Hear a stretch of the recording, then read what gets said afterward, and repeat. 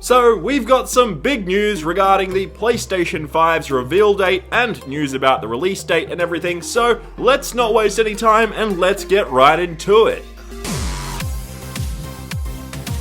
Here we go, back at it yet again with another video. G'day guys, I'm Champ Chong, and today I'm having a pretty bad hair day. It actually looks okay, but it's pretty bad for me. So please smack that like button to make me feel a little bit better. But anyway, let's just jump right into the gaming news on today's show because it's some big stuff regarding the PlayStation 5. Now, if you saw yesterday's video, we already know that this dev kit that you see on screen right here is real. It was confirmed by a developer at Codemasters, and his Twitter was taken down by Sony after he confirmed that they do have these units in their studio. So we can confirm that that right there is 100%. If you want to check out the full video, it is linked down in the description down below. Just go check it out on my channel. It was out yesterday. But we are not talking about that because we are talking about some news regarding the reveal date for the PlayStation 5. So a lot of people have thought that they would announce it possibly at Gamescom, but then nothing happened. A lot of people thought maybe it was going to be back at E3, but Sony didn't even attend E3, so that was kind of disappointing right there. But a lot of people have also thought that Sony may have a big separate event for itself later this year, similar to what Microsoft are doing, which I'll get to in a second. But it's not even going to be this year. It's going to be, it looks like, next year in February of 2020 that we will get a big event for the PlayStation 5, which will reveal the release date. So that's going to be the reveal date of the release date. I know it sounds like a mouthful, but that's basically what it's going to be. And it's kind of crazy to think that we have to wait until February next year for this. Now, we can't confirm that this is 100% going to happen, but the rumor is stating that it is going to be on February 12, which is a Wednesday, and it will show off a bunch of first-party games along with the PlayStation 5's reveal date. Now, we may even also get a look at what the console looks like. So that'll be the reveal, and then they'll also state when they'll be releasing it. So that's pretty exciting right there. They'll unveil the PlayStation 5, and then they'll show off a bunch of the games and everything like that. And speaking of the games that could be shown at this event, the rumor also states that it won't just be first-party titles, so you won't see just things like The Last of Us Part 2 and all that good stuff, but we'll also see third-party games running on the system, which is pretty exciting because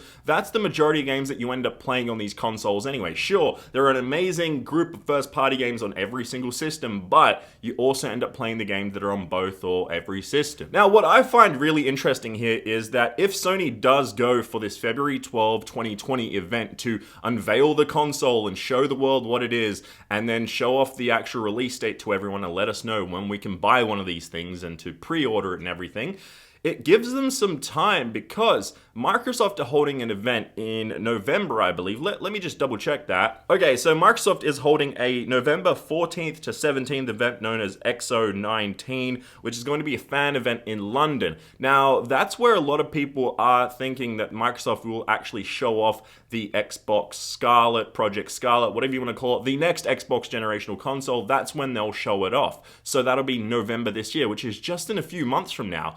And if Sony actually decide to go and stick with that February 12 reveal date and show off the console, that gives them some time to prepare and to kind of be on that second track where they see what Microsoft does and then they do it better. So it'll be interesting to see how they do things if this ends up being the reveal of the console, the reveal of the release date and everything like that. I'm not too sure if we can take this 100%. It is just a rumor from a source that isn't too credible or anything, but it could end up being the legitimate thing. So let me know in the comments down below what you guys think regarding all this. If it is in February, I think that's the kind of latest date that they could do something. They could hold this special event that's only for the PlayStation 5 and all their games, revealing the console too and everything. And if they do it any later than February, it doesn't really give them much time to go until that November, December 2020 release date, which is what everyone is predicting. Because I don't see them going for a 2021 release date because Microsoft are pretty set in stone for the next Xbox to come out in holiday 2020. So if PlayStation do anything later, similar to what happened with the PlayStation 3 and the Xbox 360 generation cycle, we saw the PlayStation 3 come out way later than the Xbox 360, which actually hurt the console. Obviously, the price point of the console was a big determining factor too. Here in Australia, that console cost like $1,000 when it came out, which is just insane because that was $1,000 like over 10 years ago, like 13 years ago, I believe. So to think when you do the difference in today's world, that's like a $1,200 console possibly right there, and then you've got to buy games and everything. So I don't see PlayStation sticking with a later release date. They're probably going to go with that 2020 November, and that's what we'll end up seeing. But February 2020 is when we should be expecting, at the latest, the reveal of the console. And especially after all this stuff with this like leaks and everything coming out with the PlayStation 5 dev kit, I'm pretty sure Sony are on their toes right now, trying to do everything they can to make it as exciting, as awesome as possible, because, well, people seem to kind of be down on the PlayStation brand now after seeing that dev kit, which could potentially end up looking like the actual console. Because if you do remember, PlayStation, when they were doing their thing with AMD, were talking about how the console is shaped weird because they need it to run a certain way to get all the power out of it. So there could be a coincidence there with the shape of the dev kit. So I'm rambling anyway. Just before we do get on to the next piece of gaming news, I want to ask you guys some advice. I need some advice on something. So as you guys know, I'm heading to China in a few days, and I need some advice on what games to play on my phone. So I have the iPhone XR, or XR as some people call it, and I need to know what games to play on this thing, because it's quite a bit of a flight to get there. I'm going to have some downtime too, and social media isn't really accessible in China, so I'm going to just need games to play all the time. So please, in the comments down below, let me know what are some really good iPhone games on the App Store, because I love this thing, but I need to know what games to play. Just letting you guys know real quick, some of the games I do have that I actually play a lot. I finished The Gardens Between. That game was awesome. It's actually an Australian game.